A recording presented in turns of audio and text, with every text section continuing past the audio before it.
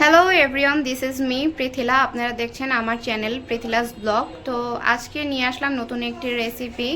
আজকে রান্না করব বিরিয়ানি। তো এর জন্য যা যা মশলা দরকার সেগুলো আমি একসাথে সব নিয়ে নিয়েছি। এখানে প্রায় 2 কেজির উপরের মাংস নিয়েছি।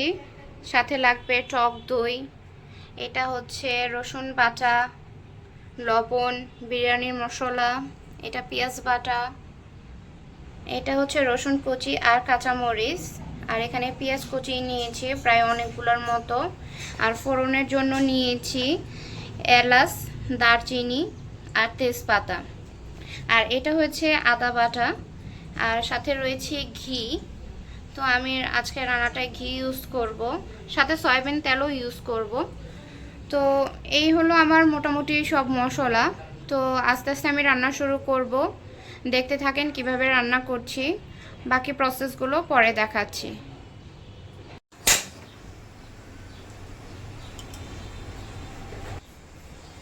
বন্ধুরা, বিরিয়ানির সাথে আলু দিব, তাই আলু কাটা হচ্ছে, আলু কেটে নিলাম।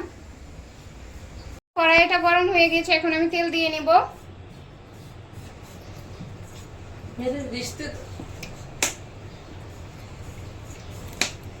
তো তো আমি ফোড়নের জন্য এগুলো নিয়ে নিয়েছি। এখন তেলটা গরম হয়ে গেছে, আমি এখন ফোড়ন দিব। এটা একটু ভাজা ভাজা হবে, একটু কালার আসলে আর ঘ্রাণ বের হলে তারপর আমি পেঁয়াজ কুচিটা দিব।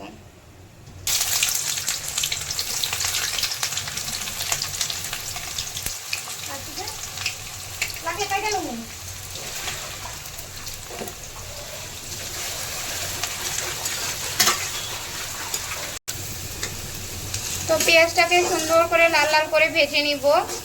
চুলার আঁচটা আমি হালকা হাই ফ্লেমে রেখেছি। তো পেঁয়াজটা যতক্ষণ না ভাজা হচ্ছে ততক্ষণ আমি আস্তে আস্তে নাড়তে থাকবো।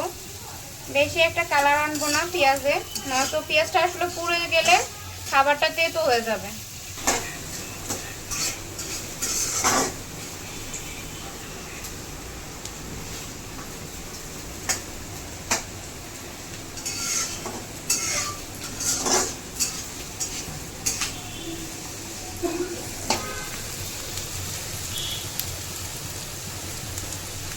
বিরিয়ানিতে আলু দেওয়ার জন্য আমি আলুগুলো ভেজে নিলাম। একটু হালকা লাল লাল করে ভাজতে হবে আলুগুলো।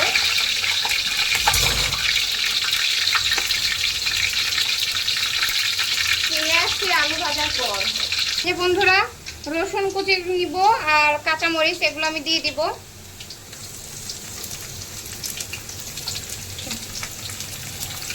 দিয়ে এটাকে ভালো করে লাল লাল করে ভাজবো।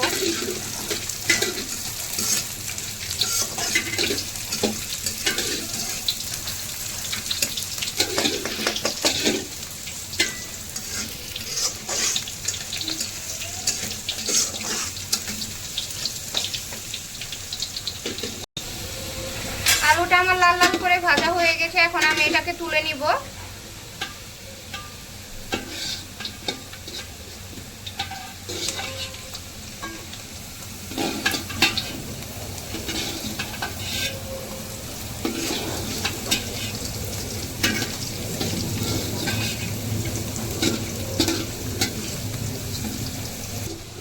বন্ধুরা, এখন আমি মশলা দিব। পেঁয়াজটা মোটামুটি ভাজা হয়ে গেছে, এখন এই আদা বাটাটা দিব।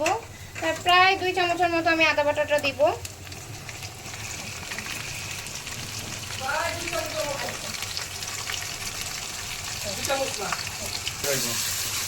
একটু লাগা দিয়ে দিচ্ছি।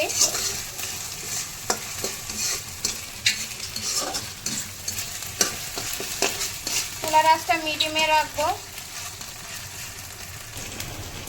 এখানে নিয়েছি জায়ফল, জায়ত্রী, শাহি জিরা বাটাটা। তো এটা আমি সম্পূর্ণটাই দিয়ে দেবো। এটাও প্রায় 1 চামচ থেকে একটু বেশি হবে। তো এটা আমি দিয়ে দিব। সব মশলা দিয়ে সুন্দর মতো আগে কষাবো।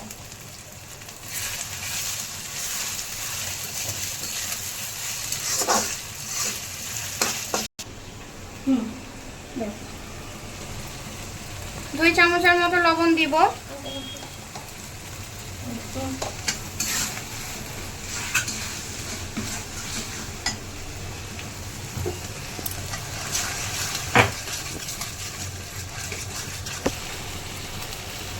টক দই দিব প্রায় 2 চামচের মতো, সাথে দিব ধনিয়ার গুঁড়া,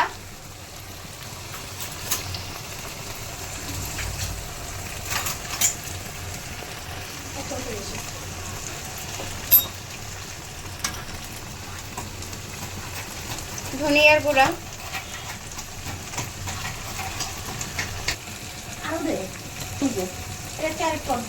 এটা হচ্ছে জিরার গুঁড়া।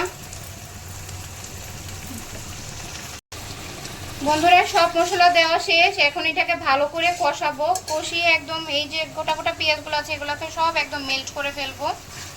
খুব আস্তে আস্তে চুলার আঁচটা আমি মিডিয়ামে রেখেছি, কারণ বেশি যদি আমি হাই ফ্লেমে দিই তাহলে জিনিসটা তাড়াতাড়ি শুকিয়ে যাবে। আর হালকা একটু পানি দিয়েছিলাম, কারণ না তো গুঁড়া মশলাগুলো জ্বলে যাবে। তো এখন ভালো করে আমি কষিয়ে নিব, কষিয়ে নিয়ে ফিরে আসছি। আমি মাংসটা দিয়ে দিব, মাংসটা দিয়ে তারপরে মশলার সাথে ভালো করে কষাতে হবে।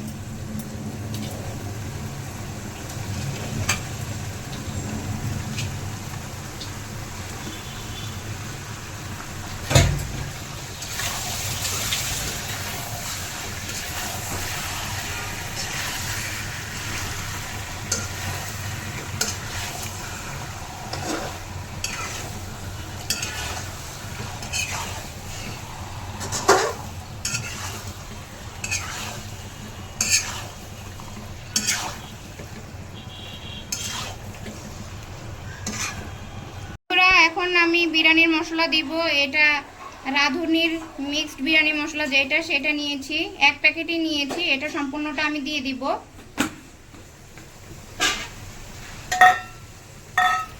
দিয়ে এটাকে ভালো মতো কষাবো। যেহেতু মাংসটা এখনো কষানো আমার হয়নি, তাই আগে আগেই সব মশলা দিয়ে দিচ্ছি।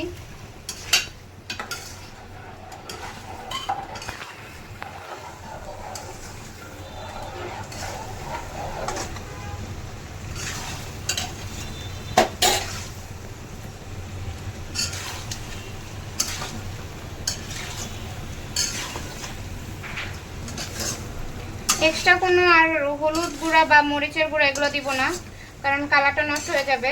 মাংসের বিরিয়ানিটা পুরো সাদা সাদা টাইপের হবে। সাথে একটু আমি গুঁড়া দুধও অ্যাড করব। বন্ধুরা দেখলেন আমার কষানো অলমোস্ট কমপ্লিট, তেল ভেসে উঠেছে। এখন আমি দুধ দিব, কারণ আমি এটার মধ্যে কোনো জল ইউজ করব না, তাই দুধটা গুঁড়া দুধটাকে আমি জল দিয়ে আর কি ফুটিয়ে নিয়েছি।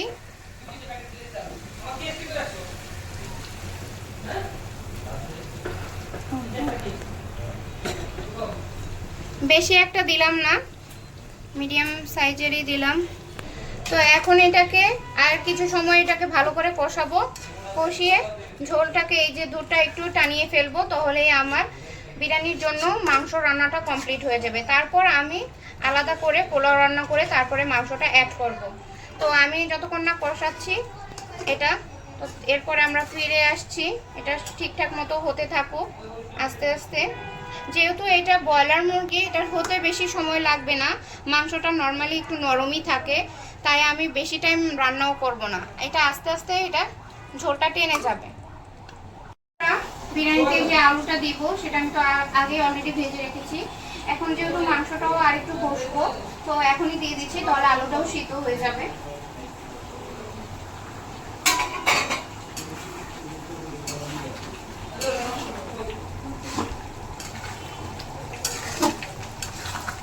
মাংসের সাথে সাথে আলুটাও সিদ্ধ হয়ে যাবে, বেশি সময় লাগবে না।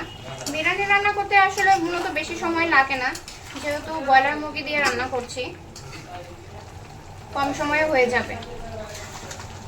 তো এই ফাঁকে আমি পোলাও চালটা ধুয়ে পানিটা ঝরিয়ে রাখবো যতক্ষণ না পর্যন্ত আমার মাংসটা হচ্ছে। ফিরে আসছি মাংসটা একদম ফিনিশিং। বন্ধুরা আমার মাংস কষানো কমপ্লিট, পুরো রান্নাটাই মাংসের যে রান্নাটা সেটা রান্না হয়ে গিয়েছে। এখন আমি পোলাওটা রান্না করব। তো মাংসটা আমার হয়ে গেছে, দেখুন তেলও ভেসে উঠেছে। আর এটাকে করা যাবে না, কারণ এটা যেহেতু মাংসটাই নরম সিদ্ধ হয়ে গিয়েছে, আর বেশি করলে মাংস পুরো খুলে খুলে যাবে। বন্ধুরা আমি 1.5 কেজি পোলাও চাল নিয়েছি, এটা ধুয়ে রেখেছি, দেখুন অলমোস্ট শুকিয়ে গিয়েছে। যতক্ষণ এটা আসলে যত টাইম ভিজিয়ে রাখবেন তত এটা ঝরঝরা হবে পোলাওটা খেতে। বন্ধুরা পোলাওটা রান্না করার জন্য আমি তেল দিয়ে নিয়েছি, তেলটা একটু পরিমাণে বেশি দিব, নয়তো পোলাওটা ঝরঝরা হবে না। বন্ধুরা তেলটা গরম হয়ে গেছে, তো ফোড়ন দিব। ফোড়নে ওই যে 2টো তেজপাতা, এলাচ, দারচিনি এগুলো নিয়ে নিয়েছি, তো এগুলো দিয়ে দিব।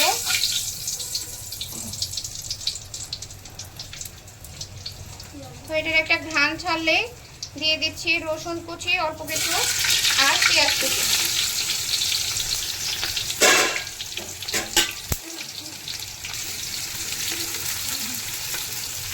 পেঁয়াজটা হালকা বাদামি কালার করে ভাজতে হবে তোলার জন্য।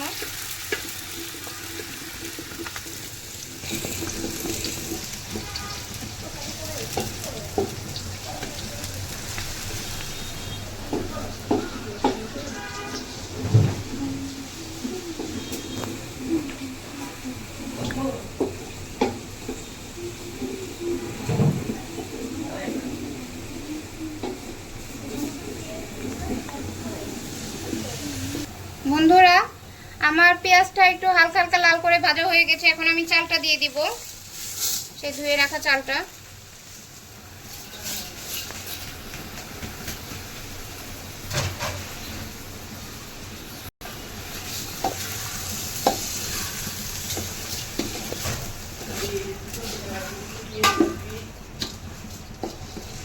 চালটাকে খুব ভালো করে ভাজতে হবে। চালটার মধ্যে যখন একটা সনসন টাইপের সাউন্ড আসবে তখন বোঝা যাবে চালটা ভালো করে ভাজা হয়েছে। যদি চালটা ভালো করে ভাজা না হয় তাহলে পোলাওটা কিন্তু ঝরঝরা হবে না। তো আমি চালটাকে খুব সুন্দর করে ভালো ঝরঝরা করে ভেজে নিব।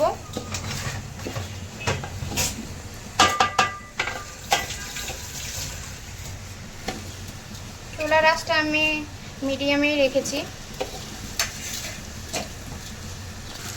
তো পোলার মধ্যে আমি আদা বাটা দিব, তো 2 চামচের মতো আদা বাটা দিয়ে দিচ্ছি।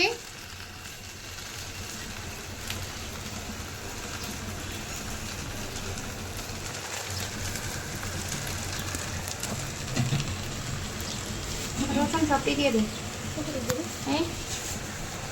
1 চামচের মতো রসুন বাটা দিব।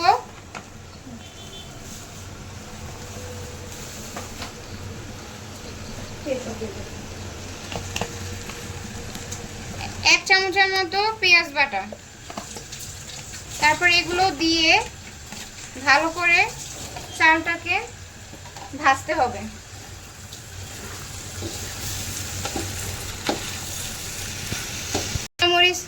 কাঁচামরিচ দিয়ে দিচ্ছি।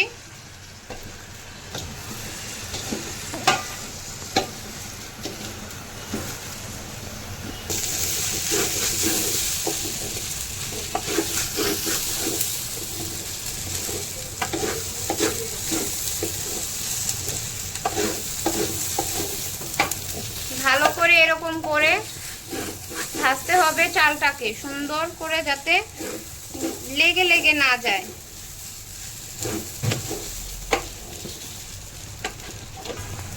তো আমি লবণটা দিয়ে দিচ্ছি।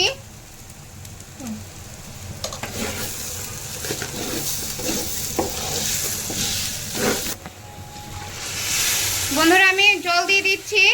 তো আমার চালটা নিয়েছি 1.5 কেজি, তো আমি জলটা দিব 2 লিটার থেকে একটু বেশি, আর সাথে আমি লিকুইড দুধ ইউজ করব।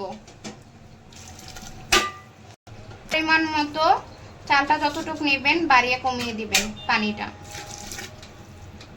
পোলাও রান্না করতে পানিটা কিন্তু খুব ইম্পর্টেন্ট, এটা অনেকেই বোঝে না, তো একটু বুঝে শুনে দিবেন। আর অনেক সময় চালের ক্ষেত্রেও হয়, চালটা যদি পুরানো হয় তাহলে জলটা একটু বেশি টাইপের লাগে।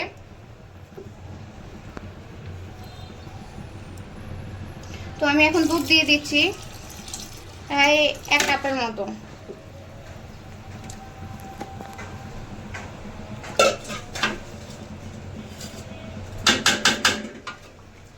চুলার আঁচটা আমি হাই করে দিয়েছি, কারণ এখন ফুটে উঠবে।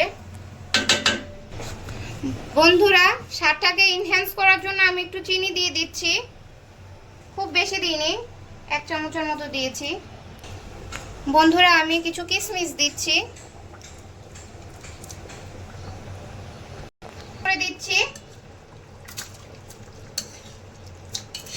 তাহলে সব মশলাটা আসলে পোলার সাথে লেগে যাবে, খেতে ভালো লাগবে।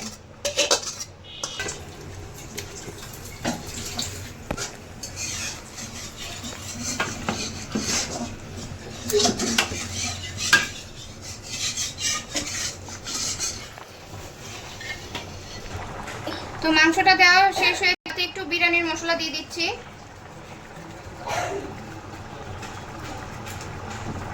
একটা পুরোটা দিব না, অর্ধেক দিব, কারণ আমি আগে একটা দিয়েছি মাংসের সাথে, তো অর্ধেক দিলাম।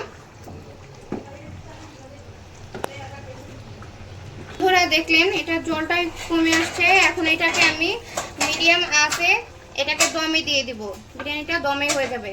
ফিরে আসছি একদম কমপ্লিট করে।